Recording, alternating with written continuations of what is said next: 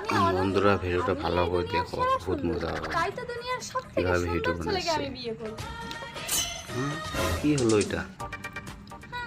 রূপের অহংকারে তোর মাটিতে পা পড়ে না। আমি তোকে অভিশাপ দিচ্ছি, কালো আরে কুৎসিত বাবা, ছেলের সাথে অভিশাপ। তোর বিয়ে হবে। হুম, কিছু মনে পড়েছে?